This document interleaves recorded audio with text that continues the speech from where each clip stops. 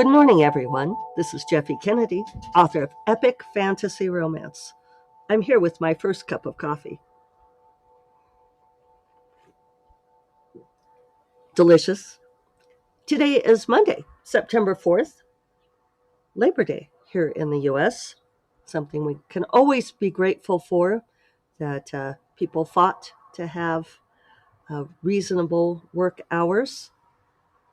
I am, of course, fortunate to choose my own hours, but it's a day worth noting that people didn't automatically get national holidays like this until they campaigned for it. Um, Easy to forget the rights and privileges that we have are the result of people fighting and sometimes dying for them.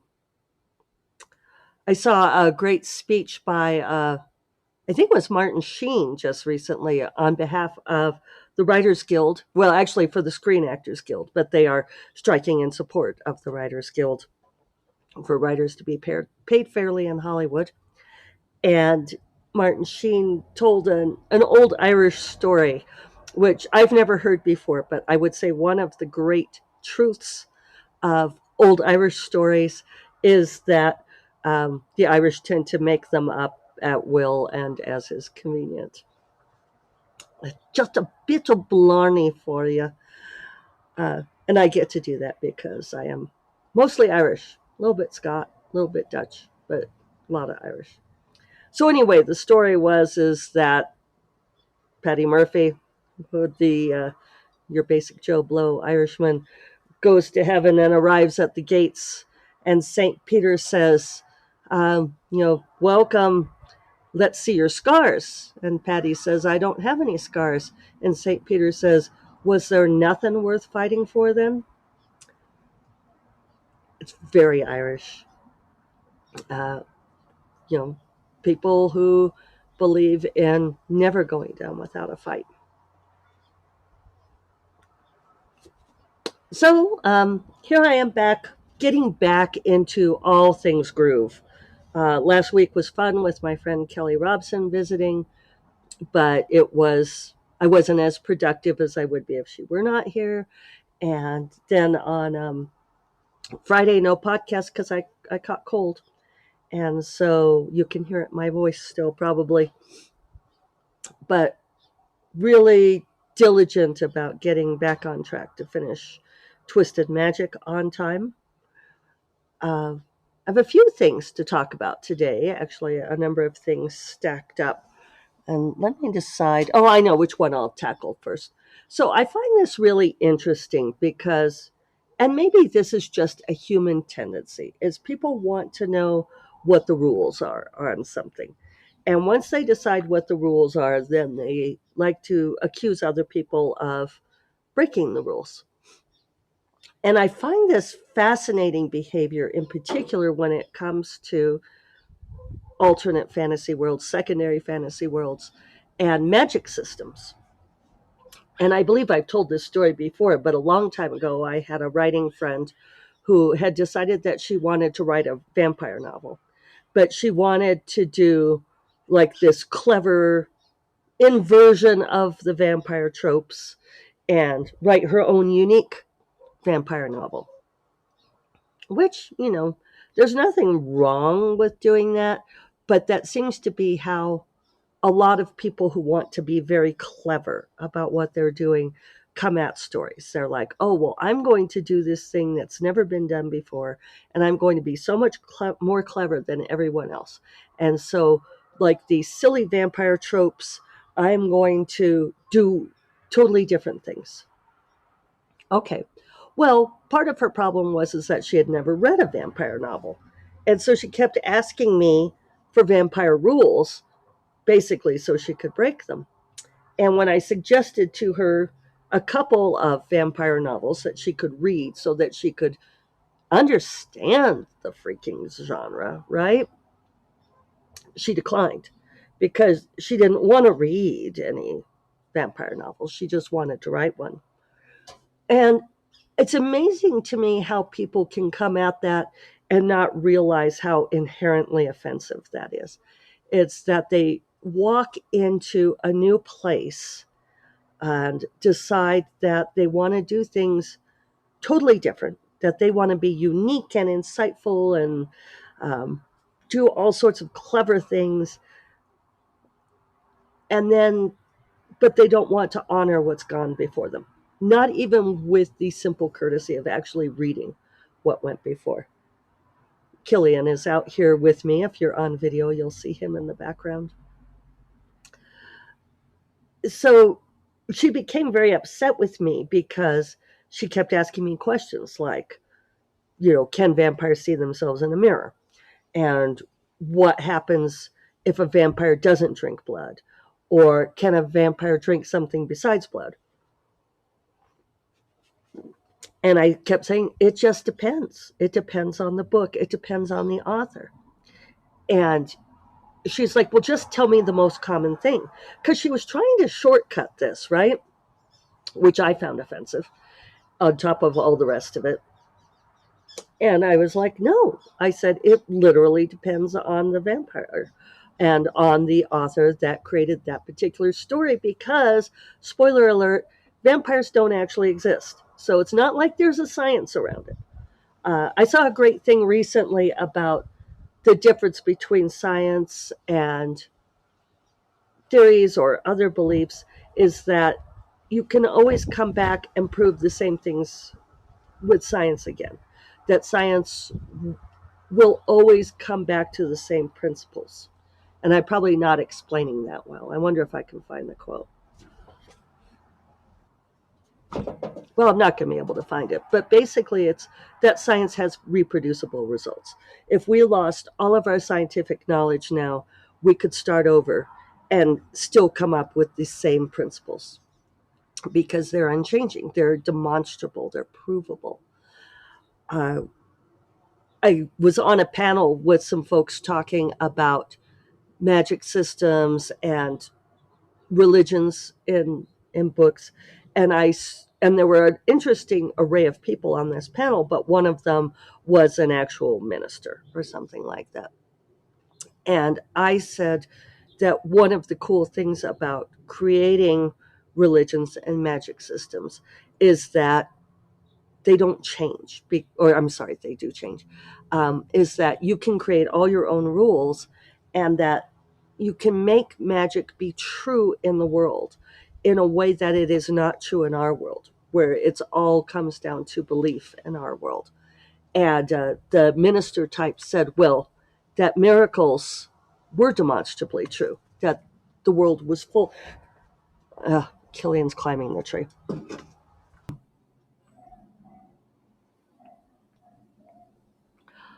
I captured him. Excuse me for the coughing there. I thought it wasn't playing yet. It was always the risk of pausing, right? So, anyway, uh, yeah, so the minister contended, which is a very religious faith thing to say. And I mean, I'm a comparative religious studies major back in college. So I I understand a lot about religious faith and religious texts and mysticism. And I've studied it a fair amount. But the thing is that faith is very different than proof. Having faith in miracles is not proof. It's not scientific proof. And so I argued with him on that. I said, establishing a world where magic is demonstrably real is different than believing in miracles in our own world. And I afterwards I said, I hadn't offended him, and he said, oh no, but he definitely wanted to stick to that point, right? So anyway, my point, and I did have one. Oh, magic rules. So so the whole reason that this came up for me is that I have some of my audiobooks up on YouTube for free. I talked about this quite some time back, but I've got the first four books of, well, the first three Bonds of Magic books, and then the first book of Renegades of Magic Shadow Wizard. I've put them up there for free. It's been interesting. I guess I haven't touched back on results on that, but now that I have enough subscribers on YouTube, thank you all. Uh, I can I get a decent income from those listens. YouTube monetizes them, and I get income from that, and that really helps pay for the audiobooks. And I think it reaches a really different audience.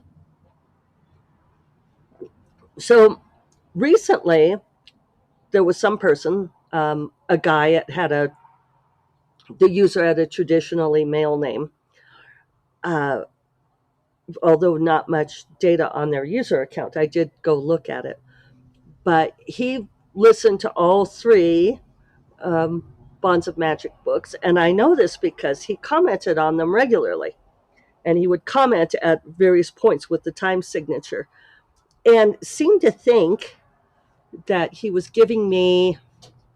I'm not exactly sure what what he thought he was doing, but one of the things that, like, he commented like 11 minutes in, and the characters had only had sex twice, and that he guessed it could be worse. I'm like, it's interesting to me when people offer criticism on stuff that's free. It's like, uh, but he thought he was being clever in the way that men who comment on sex scenes in books always think they're being clever. That's a theme today, isn't it? It's like the whole, when you think you're being clever, are you? Are you though? Dorinda Jones laughs at me. I saw her at Bubonicon and we were talking about that. She uh, thinks that I'm funny because of my. Is it though? The way she's like, Jeffy questions everything. I'm like, do I though? So anyway, uh, get distracted by my own jokes. So he kept commenting and explaining why things didn't work the way they would. He would say things like, "Oh well, an automaton can't do this because it only gets the instructions that you upload," or something like this. And he had a lot of comments, and he kind of went through like he was pointing out to me the flaws in my world or magic system, like where I had made mistakes. And it's like, those aren't my magic rules. I don't know whose magic rules you're using, but they're not mine, because this is one of the things. And I have this conversation with people all the time, with writers all the time, because they'll say things like, well, can a griffin do XYZ? It's back to the vampires, like people criticizing Twilight and say, well, vampires don't sparkle. It's when you come to mythological creatures, and believe me, I'm a big believer in magic in the world. I love magic in the world. Um, I I want magic to be real. I believe that there are probably dimensions where it is real. The multiverse. Who knows? But until it's demonstrable, you get to make this stuff up, people. That's the joy of being an author. This is up to you. You can have whatever rules you want. Now, my friend with the vampires, to come back to her, she was so intent on subverting the trope that she wanted to know which tropes to subvert. It, she wouldn't have been quite so iconoclastic and clever if she had been just making up her own vampire rules, right? Stephanie Meyer, in writing Twilight, she subverted a trope, and people can complain all they want about that, but the way that she created her vampires, she upended the traditional idea of what vampires were like. And people can say, oh, well, vampires don't sparkle. And it's like, well, Stephanie Myers do. So, this is the thing. You get to create your own worlds. Um, I just think it's really funny that this guy wanted to go through and so carefully comment on all these things. And it's such a guy thing to do, isn't it?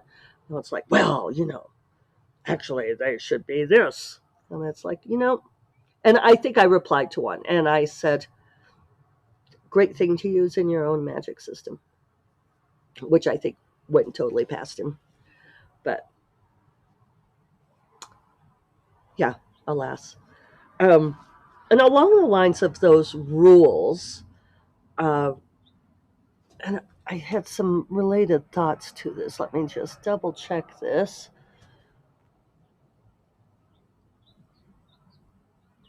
Oh, yeah, I'm not sure I want to talk about all of that.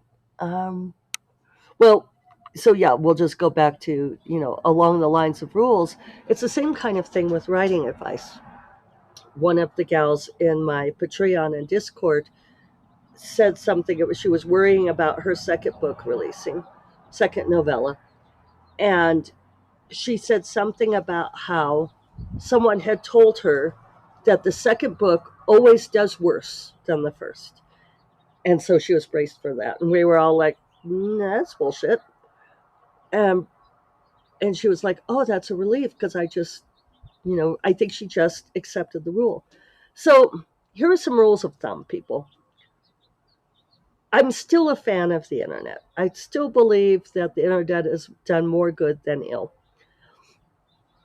But with that caveat, the internet has enabled anyone capable of typing on a keyboard to issue knowledgeable proclamations, and you have no idea who they are. It kind of goes back to that joke from very, very early days of the internet where it shows the dog sitting at the keyboard talking to another dog, and the dog is saying, no one knows you're a dog on the internet.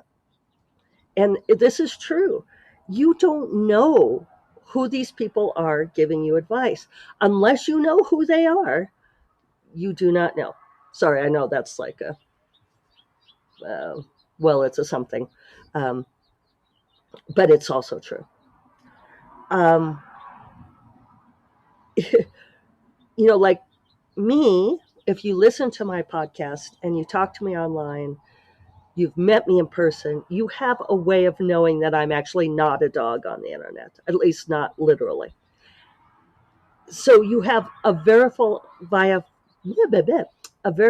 idea of who I am and from where my advice comes, the kind of experience I have, my take on things. Now, you don't have to agree with me, sure, uh, but you know where I'm coming from. You know what I'm talking about, right? You have a sense of who this person is spouting off advice.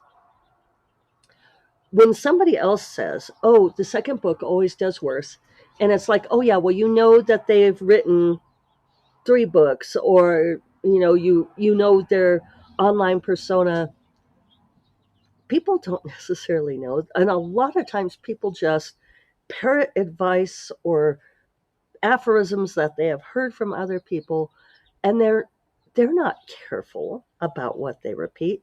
Why should they be? They don't care. They just want to sound good. They want to sound knowledgeable. And nothing makes people happier than giving advice to people who they think know less than them.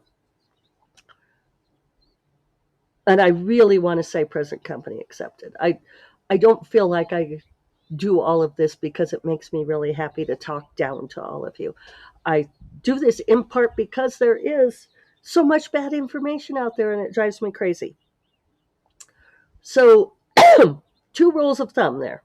I'm holding up fingers for thumbs, but the first is, unless you really know what that person's experience is, not what they tell you it is, take everything they say with a grain of salt. I mean, you don't have to not be friendly to them or not listen, but take what they say with a grain of salt, because yeah, they could be a dog on the internet, right? With a really good um, ability to keyboard, maybe a little bark to text ability.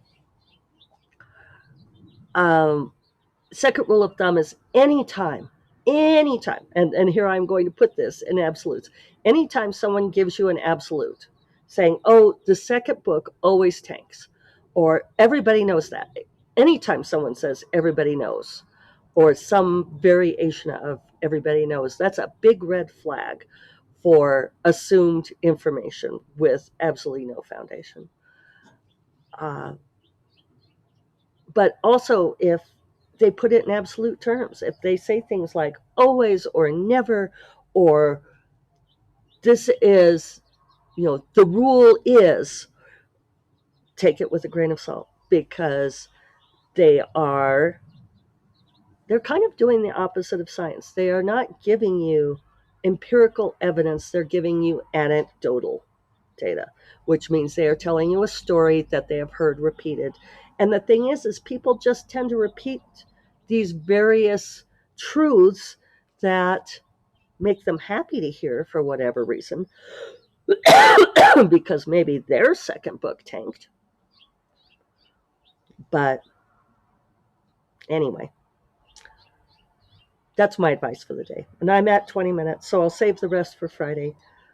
Mosquitoes are getting me too. Hope you all have a wonderful week. I hope all of the advice you get is sound and based on empirical data and sound evidence. You all take care. Bye bye.